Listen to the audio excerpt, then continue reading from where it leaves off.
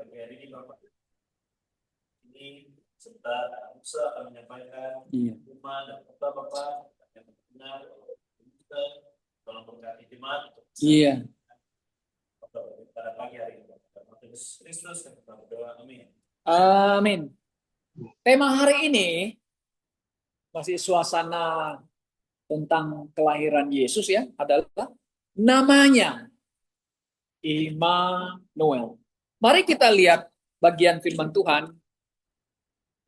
Saya ambil dari Yesaya pasal 7. Mari kita lihat Yesaya pasal 7. Yesaya pasal 7. Saya baca ayat 10 sampai ayat 14, demikian bunyinya. Tuhan melanjutkan firman-Nya kepada Ahaz. Ahaz ini raja ya, raja Yehuda. Katanya, mintalah suatu pertanda dari Tuhan Allahmu. Biarlah itu suatu dari dunia orang mati yang paling bawah, atau sesuatu dari tempat tertinggi yang di atas. Tetapi Ahaz menjawab, aku tidak mau meminta, aku tidak mau mencobai Tuhan. Lalu berkatalah Nabi Yesaya, baiklah dengarlah, hai keluarga Daud. Belum cukupkah kamu melelahkan orang, sehingga kamu melelahkan Allahku juga? Sebab itu Tuhan sendirilah yang akan memberikan kepadamu suatu pertanda. Sesungguhnya seorang perawan, ini terjemahan yang bagus itu, seorang perawan atau virgin mengandung dan akan melahirkan seorang anak laki-laki. Dan ia akan menamakan dia Immanuel. Demikian pembacaan firman Tuhan. Saudara-saudara,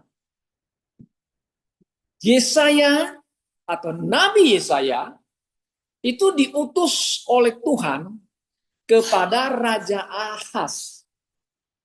Karena pada masa itu Ahaz lagi mengalami krisis.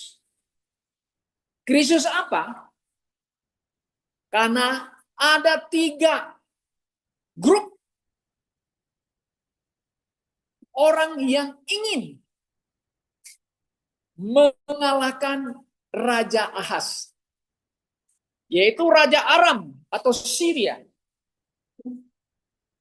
Kemudian dari rajanya Israel yang di atas itu.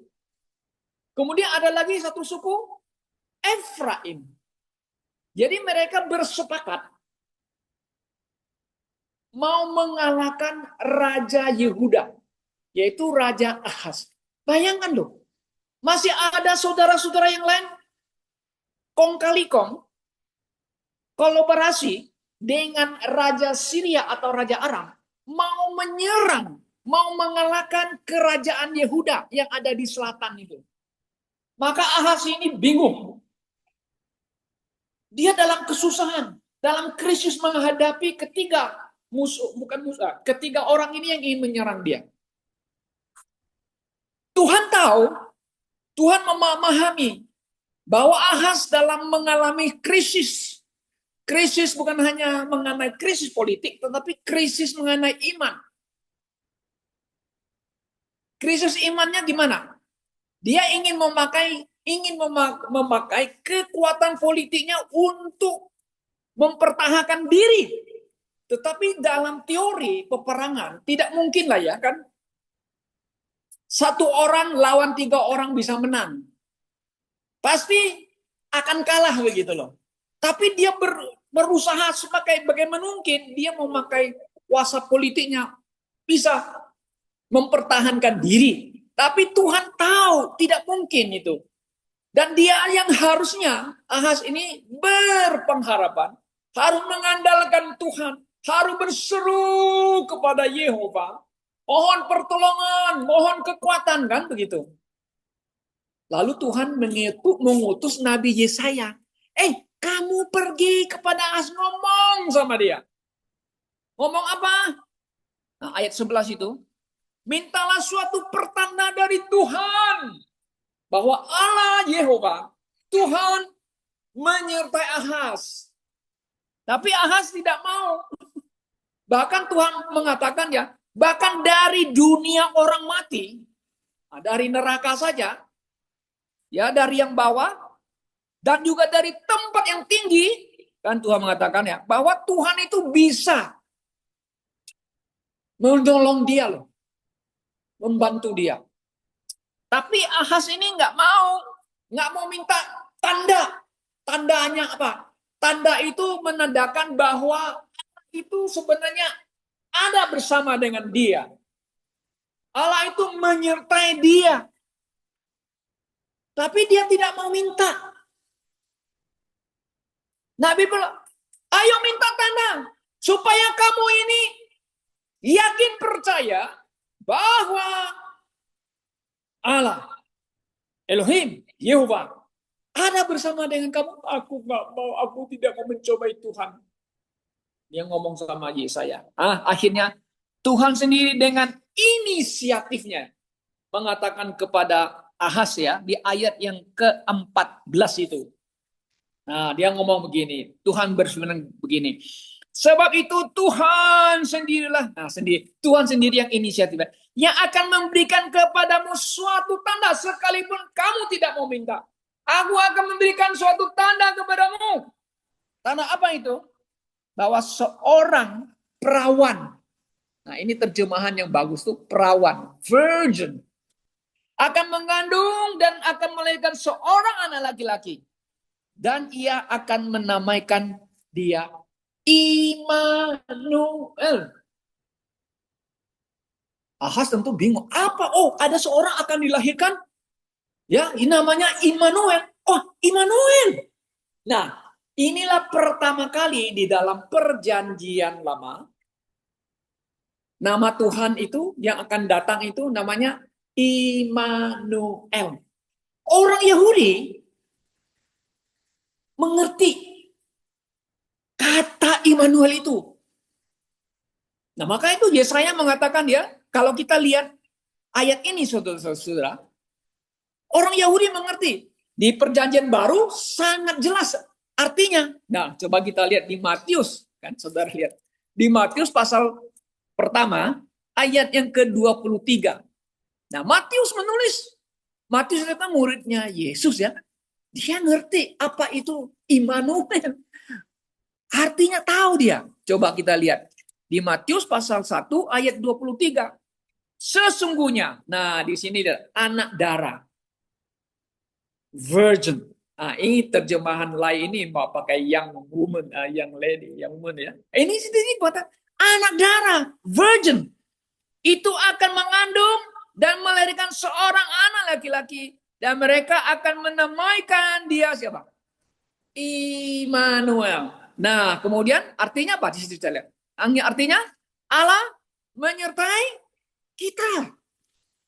Orang Yahudi ngerti, paham itu kata nama Allah itu disebut Immanuel. Gitu loh. Oh, Immanuel. Allah beserta kita. Berarti kita banyak. Bukan beserta aku sendiri. Kita. Ahaz kan dalam masalah. Dalam sedang menghadapi musuh. Gitu loh. Bagaimana dia bisa menyelamatkan umatnya. Menyelamatkan rakyatnya yang dipimpin itu. Nah, disinilah tanda yang diberikan kepada Ahaz. Ahaz harus percaya. Harus bersandar kepada Yehova. Kepada Tuhan. Kan begitu. Namanya Immanuel. Allah bersama dengan kita. Nah, saudara-saudara. Memang raja ini dia tidak mau cobai Tuhan. Minta tanda. Nah, kalau zaman sekarang, banyak orang Kristen kok berani-berani ngomongnya. Tuhan ngomong sama saya. Lihat tak? Bahkan pendeta-pendetanya ngomong gitu kan. Roh Kudus berbicara kepada saya. Saya melihat Yesus berbicara sama saya. Gitu. Coba saudara lihat di YouTube itu mengerikan. Banyak orang Begitu berani. Tuhan ngomong sama saya. Oh, pendeta ini. Oh, diurapi oleh Tuhan dan sebagainya. Mereka mau supaya jemaat itu meyakinkan. Diyakinkan. Nah ini tandanya. Tandanya pendetanya dipakai Tuhan luar biasa. Diurapi oleh Tuhan. Oh gitu. Tandanya aku ngomong sama kamu gitu loh. Berani orang. Ini dalam perjanjian lama ini. Rajanya dia bilang aku nggak berani, aku nggak mau minta. Gitu kan. Oke. Allah yang berinisiatif memberi kamu tanda. Kan begitu. Nah, saudara-saudara yang saya kasih dalam Tuhan Yesus Kristus. Kalau kita lihat di dalam perjanjian lama, nama Immanuel ini muncul pada zamannya Yesaya. Sebenarnya Tuhan ingin memberitahu kepada umat Israel. Sekalipun nama istilah Immanuel tidak muncul sebelumnya, Allah itu, Tuhan itu telah menyertai siapa? Umatnya. Sebelum umatnya ada di dunia ini, sebenarnya Tuhan Allah juga telah menyertai nenek moyangnya orang Yahudi, orang Israel. Bagaimana kita bisa tahu? Kita bisa buktikan, saudara. Oke? Nah, Allah memanggil Abraham. Betul? Dari tanah airnya di Irak. Abraham dipanggil dan dipilih. Dari keturunan mula akan datang bangsa yang Tuhan pilih. Nah, selalu kita lihat Allah menyertai Abraham, betul nggak? Nah, kata menyertai itu sebenarnya adalah ada mengandung istilahnya Immanuel. Kemanapun Abraham pergi, Allah menyertai Abraham. Di dalam situasi kondisi yang tidak nyaman, menghadapi persoalan, Allah menyertai Abraham. Ya kan? Allah menyertai. Kita lihat Allah menyertai Ishak. Kemudian Allah menyertai Yakub. Yakub harus mencari istri di rumah pamannya Laban. Allah menyertainya. Dalam perjalanan aja pergi ke rumah pamannya. Dalam perjalanan Tuhan menyertai dia. Dia mimpi. Ya, dia pakai batu sebagai tempat menaruh kepalanya. Tidur malam itu dia lihat itu ada itu tangga ke surga. Melihat malaikat turun naik dari bumi ke surga. Mana ada apa? Allah menyertai Yakub. Kemudian dia balik lagi dari Laban, pergi pulang ke tanah perjanjian itu yang akan dijanjikan Tuhan. Allah menyertai Yakub. Itu kan? Waktu Yakub pergi ke Mesir, mau ketemu sama Yusuf. Kan dia pikir sudah mati kan? Tuhan menyertai Yusuf. Menyertai Abraham. Menyertai Yakub. Pergi ke bertemu dengan Yusuf di Mesir. Tuhan menyertai Yusuf, betul juga. Waktu dijual oleh saudara-saudaranya. Tuhan menyertai. Nah, ketika Tuhan memanggil Musa untuk membebaskan orang Israel dari perhambaan, Tuhan menyertai Musa. Buktinya apa? Tandanya Tuhan menyertai Musa. Saudara tahu? Tadi dari pertama kan dia lihat itu tanda. Api membakar semak itu kan. Tidak hangus. Kalau sekarang api, you bisa membakar gedung. Habis itu. Beberapa hari yang lalu kan di Hong Kong kita lihat. Karena percikan api itu banyak itu tuh. Gedung-gedung apartemen tinggi itu dibakar. Kemudian di Cempaka itu ada kantor ruko itu. Karena gara-gara katanya nggak tahu apa itu drone apa itu baterainya tuh meledak katanya lah ya. Bakar dan banyak yang mati kan gitu ya. Nah, yuk bayangkan. Nah, Musa melihat tanda itu. Apa itu? Tuhan memanggil dia. Kemudian dia mau pergi ke Mesir. Tuhan kasih dia tanda apa? Tongkat. Tongkatnya apa? Tongkatnya itu bisa melakukan mujizat ya. Tuhan sertai nggak? Tuhan sertai. Maka itu Immanuel. Oke? Tuhan sertai mereka. Kemudian setelah Musa mati, Allah menyertai Joshua sebagai panglima memimpin mereka untuk menguasai, mengalahkan musuh-musuhnya di tanah Kanaan. Penyertaan Tuhan real. Ya kan? Kemudian Tuhan menyertai orang Israel sepanjang perjalanan dari Mesir menuju ke tanah Kanaan, ya kan? Di padang gurun, di padang pasir dengan tiang api dan tiang awan. Itu tanda itu sebenarnya. Tanda kehadiran Tuhan. Allah hadir. Allah menyertai. Nah, ini adalah di dalam perjanjian lama. Jadi sebelum Immanuel ini muncul, namanya itu, ya sebelum Yesus datang ke dunia, hadir sebagai manusia, sebenarnya Allah telah bersama dengan umatnya, bersama dengan orang-orang percaya, saudara-saudara, ya kan? Nah, sifat penyertaan Tuhan adalah janji, dan juga sebagai tandanya apa? Bayangan. Dan penyertaan Tuhan itu real, tapi kadang-kadang dia meninggalkan. Kalau umatnya bersalah, nah sifatnya bisa datang dan pergi. Roh Kudus bisa datang dan pergi. Nah, itu di dalam perjanjian lama, saudara. Tapi sifatnya adalah Tuhan selalu menyertai. Kalau Tuhan menyertai umatnya, dia telah menyertai dengan setia menyertai. Tetapi kalau umatnya berdosa melanggar Tuhan, Tuhan akan membiarkan mereka dihukum. Seolah-olah Allah dari jauh melihat itu, ya, you melanggar, you tidak setia, you menentang saya, oke, silakan. Makanya dia bangsa lain melanggar. Tuhan tuh hanya lihat kita, tapi janjinya itu tetap. Nah, janji Tuhan itu kepada umat Israel itu tidak pernah berubah punya. Oke.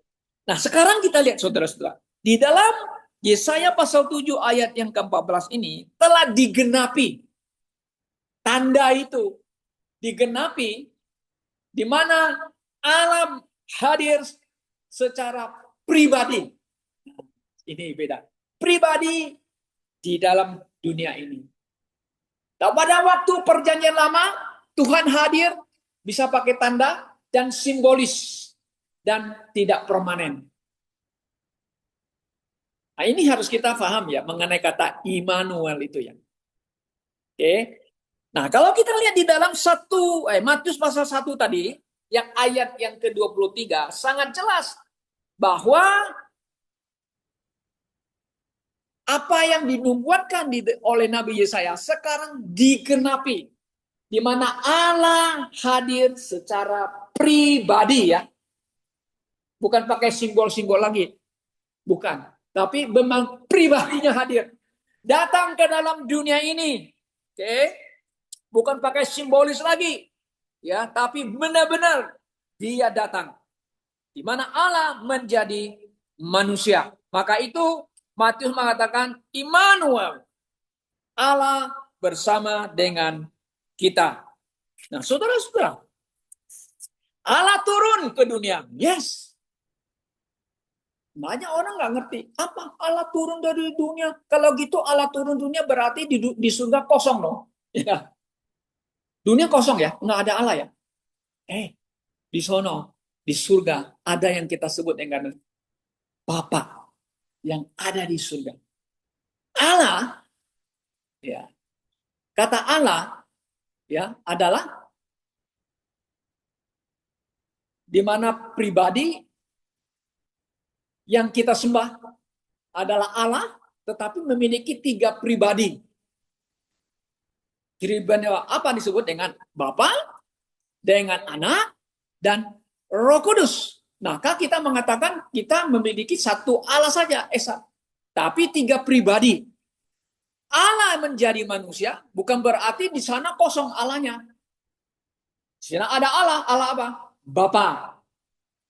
Dia datang ke dalam dunia ini. Maka itu Yohanes mengatakan firman menjadi manusia. Kan firman itu kan bersama-sama dengan Allah. Dan firman itu adalah Allah. Tapi firman itu telah menjadi manusia. Seperti kita yang punya pribadi datang ke dalam dunia ini. Dan dia tinggal bersama-sama dengan umatnya secara pribadi. Maka itu para rasul mengatakan, kami melihat, kami memegang, ya kan? Kami memberitakan menjadi saksi bahwa dia, Yesus, adalah Allah yang menjadi manusia.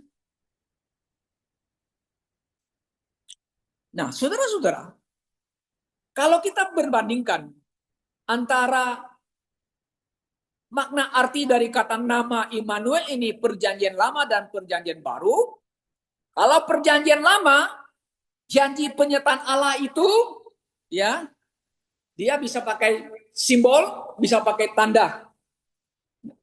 Kalau perjanjian baru, dia menggenapi nubuatan perjanjian lama itu, bahkan dia sudah ada hadir di dunia ini, dan penyertaannya adalah permanen.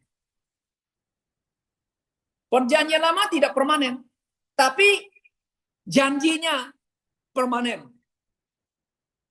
Allah tetap setia, umatnya nggak setia.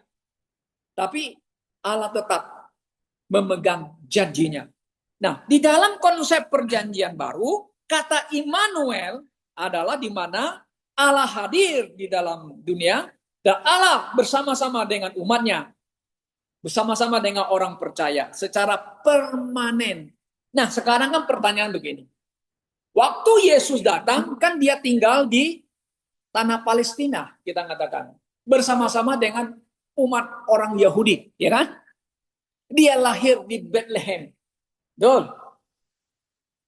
Ya, Bethlehem. Kota Bethlehem itu adalah kotanya Daud. Daud lahir di sana. Yesus lahir di Bethlehem, dibesarkan di Nazaret. Di Nazaret di mana tahu nggak? Nazaret itu utara dekat Danau Galilea. Nggak jauh di sana. Kenapa mereka bisa tinggal di sana ya? Kenapa? Menggenapi daripada nubuatan Nabi bahwa Yesus akan disebut Nazaret. Orang Nazaret. Maka itu kita mengatakan, Yesus orang Nazaret. Kenapa? Karena ada orang juga namanya Yesus. Yesus yang mana? Yesus dari, bisa ada Yesus dari kota-kota kecil lainnya gitu ya. Dari Bethlehem, dari Efrata, dari di mana-mana lain. Tapi Yesus yang Alkitab selalu mengatakan Jesus of Nazareth. Yesus orang Nazaret. Bukan orang Galilea. Artinya juga ada lagi. Bukan orang Tiberias, tapi orang Nazaret. Sangat spesifik, sangat jelas sekali. Oke. Nah, di dalam konsep perjanjian baru, saudara-saudara, bahwa Yesus datang, hadir bersama dengan umatnya.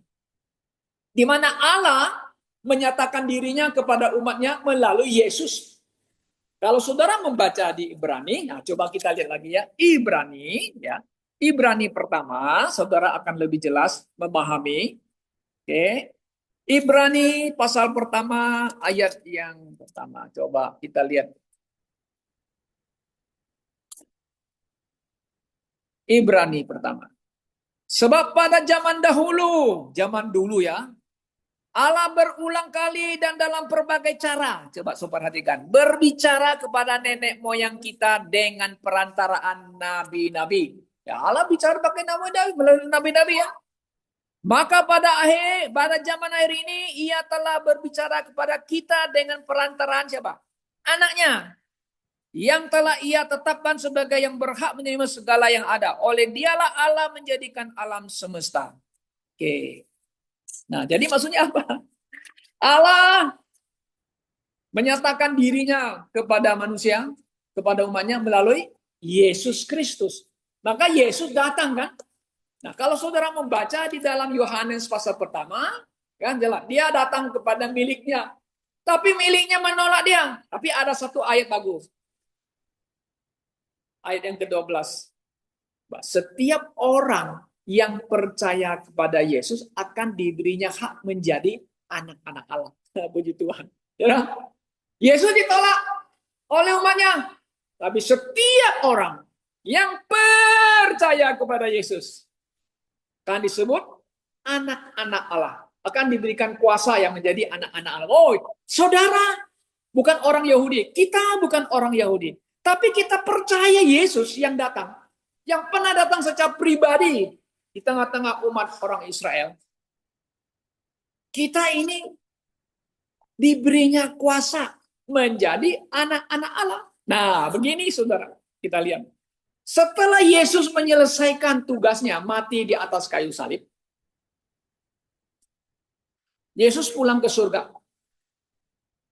Sekarang mau tanya, apakah kata Immanuel ini masih tetap Allah bersama dengan kita? Atau sudah pulang ke surga? Karena dia pulang ke surga, Allah tidak menyertai kita lagi? Coba, sudah. Kan Yesus kan sudah pulang ke surga. Sekarang kita tanya, siapa yang pernah melihat Yesus lagi setelah waktu dia naik ke surga? Ada nggak catatan sejarah? Ada nggak bapak-bapak gereja yang mula-mula, saya melihat Yesus, Yesus ngomong sama saya, Roh Kudus berbicara kepada saya? Ada nggak di dalam catatan pada bapak-bapak gereja? Sama sekali tidak ada. Tidak ada. Tapi zaman sekarang banyak orang berani ngomong begitu. Ada seorang ibu, memang dia bukan seperti gereja kita ya. Dia ahli biblical, Hebrew and Greek. Dia nyentil dia ngomongin. Wow, mereka yang berani ngomong, Roh Kudus bicara sama saya, Roh Kudus bicara sama saya, oh Yesus ngomong sama saya. Dia ngomong apa?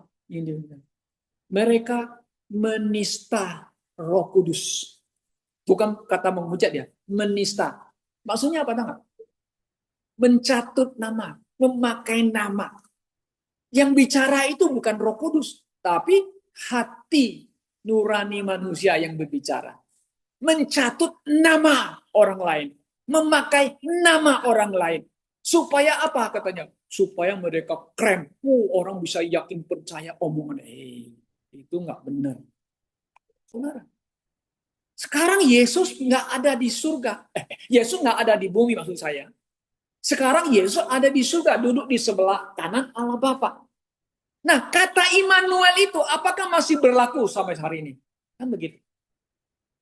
His name is Immanuel. Masih berlaku nggak? Kata God with us. Yes. Di mana kita bisa buktikan? Pada waktu Yesus naik ke surga, siapa yang datang? Roh Kudus. Roh Kudus yang diutus oleh Bapa melalui nama Yesus. Dialah yang datang ke dunia ini. Ya, Roh Kudus merepresentasikan kehadiran Allah. Bapa dan Anak. Dia yang ada sekarang bersama-sama dengan siapa? Dengan orang-orang percaya. Saudara? Berarti kata Immanuel itu masih berlaku. Permanen. Kenapa? Karena Roh Kudus yang diutus mewakili Yesus, mewakili Allah Bapa di surga. Yang begitu. Kenapa? Karena Roh Kudus datanglah. Dia disebut, Yesus mengatakan, aku akan mengirim apa kita ikan? Penolong.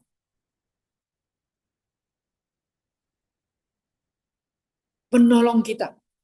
Penghibur kita. Siapa dia? Roh Kudus. Maka itu waktu murid-murid berkumpul di Yerusalem, Roh Kudus turun di hari Pentakosta itu. memenuhi mereka, menguasai mereka, dan membaptis mereka.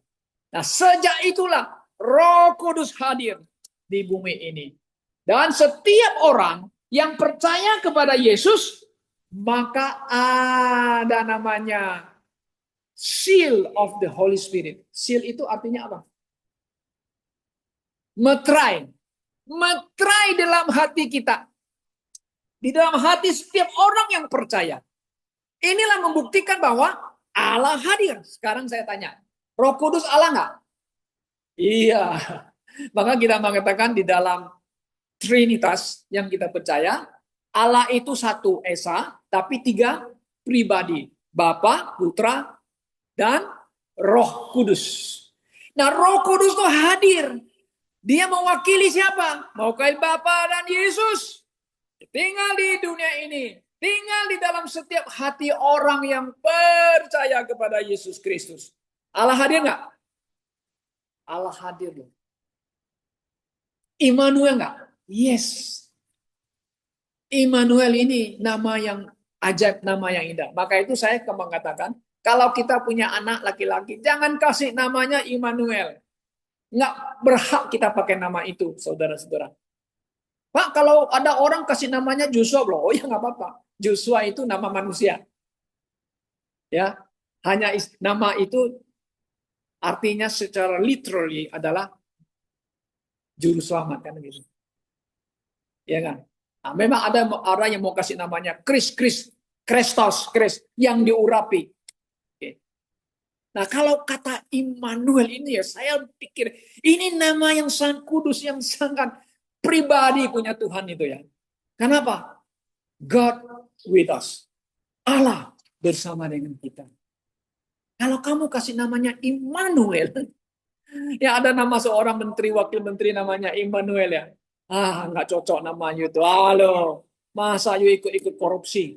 Memalukan, sangat memalukan betul, saudara-saudara ya. Kita jangan kasih nama itu. Saya bilang sama adik saya, si Lukas anaknya kan ada masalah ya, lagi di rumah sakit di inkubator karena terlalu lama di dalam rahim emaknya, terlalu makan banyak cairan dari ketuban ibunya itu ya, akhirnya harus dimasukkan ke dalam inkubator ya. Belum kasih nama, si mama saya bilang ya, oh kasih nama Tionghoanya begini-begini ya. Semua asus aku sih diam-diam aja sih, oke-oke aja enggak masalah ya kan.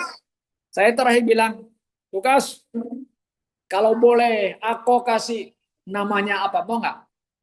Ingat anakmu, ingat ini, Karis.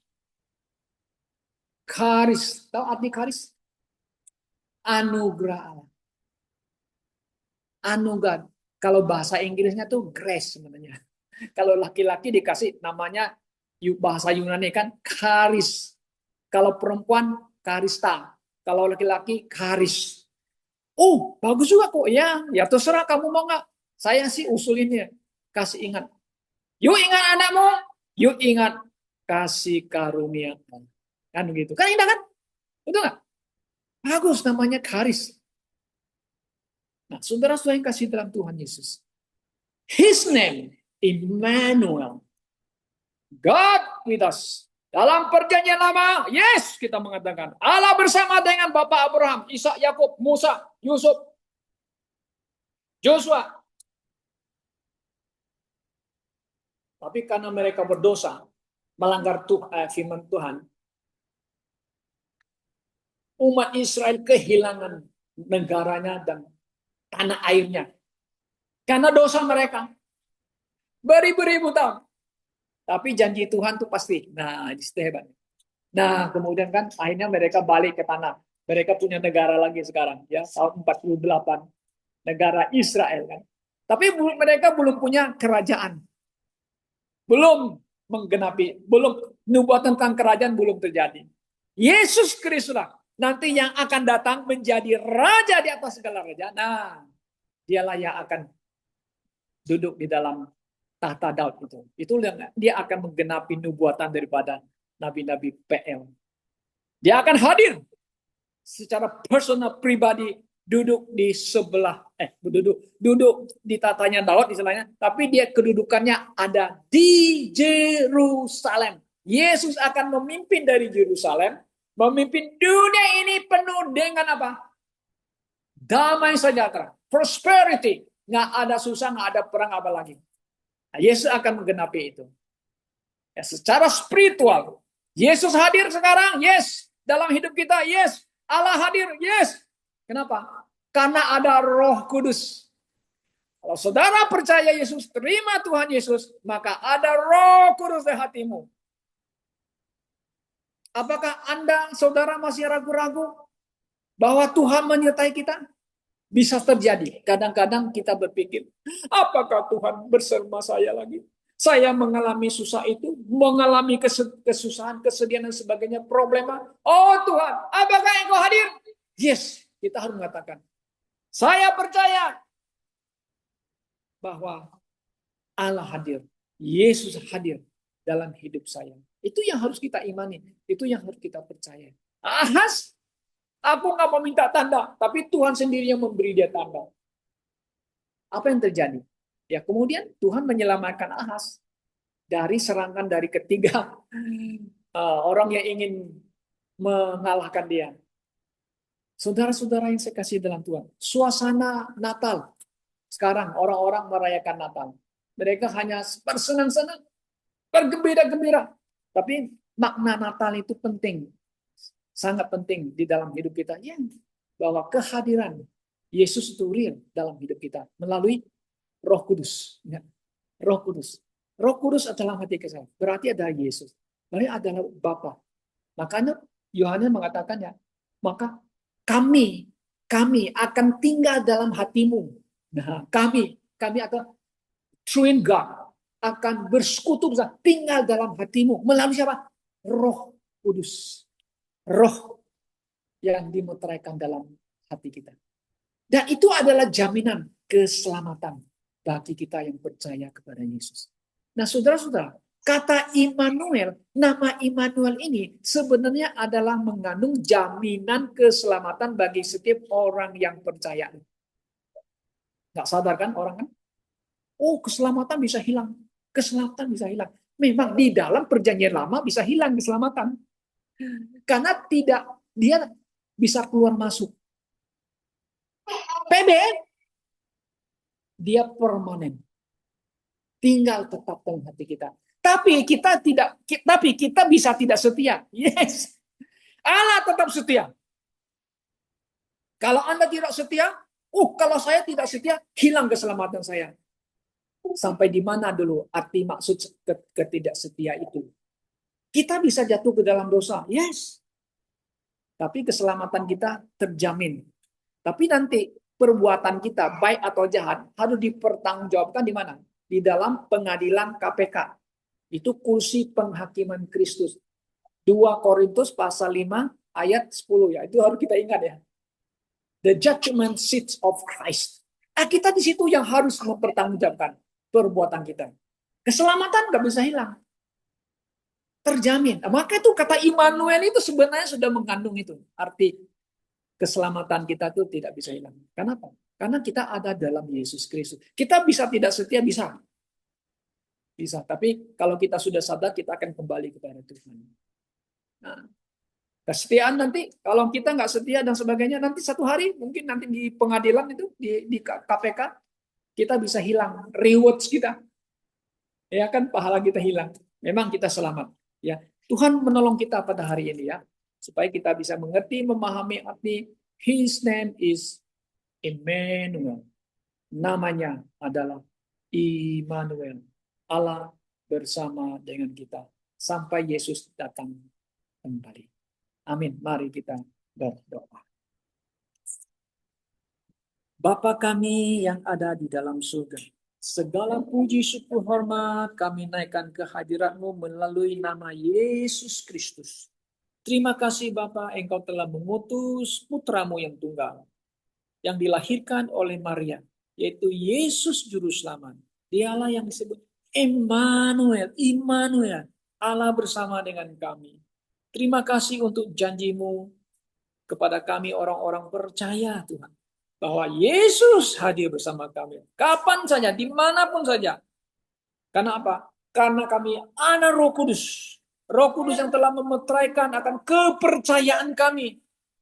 Maka Yesus hadir bersama kami. Allah hadir bersama kami. Dimanapun, dalam waktu kami mengalami kesusahan, kesedihan, bahwa Allah hadir. Tuhan Yesus hadir bersama dengan kami. Berikan kami kekuatan, iman yang kuat Tuhan. Bahwa Engkau bersama dengan kami dalam suasana, suatu situasi apapun juga di dunia ini. Bapak, kami tahu dunia ini penuh dengan pergolakan. Banyak sekali hal-hal yang mengerikan terjadi. Terjadi bencana-bencana alam. Terjadi pembunuhan-pembunuhan, perang dan sebagainya. Oh Bapak, dunia ini bukan tempat tinggal kami. Kami akan pergi ke tempat di mana Tuhan berada bersama-sama dengan Tuhan Yesus. Kiranya Tuhan menolong kami, menguatkan kami dalam perjalanan hidup kami ini. Kami mohon hikmat dan kekuatan supaya kami bisa hidup dan kami boleh beriman kepada Tuhan Yesus. Bukan melalui pandangan, tapi kami berjalan dalam iman kami, dalam kasih anugerah Tuhan Yesus. Bapak, kami serahkan saudara kami semuanya. Mereka yang bekerja, berusaha, yang mau mencari pekerjaan dan sebagainya. Tuhan pimpin kami. Buka jalan bagi kami. Terima kasih ya Bapak. Kami serahkan dalam tangan-Mu. Pak Surya kurang sehat badannya hari ini. Kiranya Tuhan sendiri memberkati obat yang diminum supaya bisa cepat sembuh dan pulih kembali. Jika ada saudara kami juga yang mengalami problema, masalah dan sebagainya. Ya Bapak, kepada mula kami serahkan saudara-saudara kami.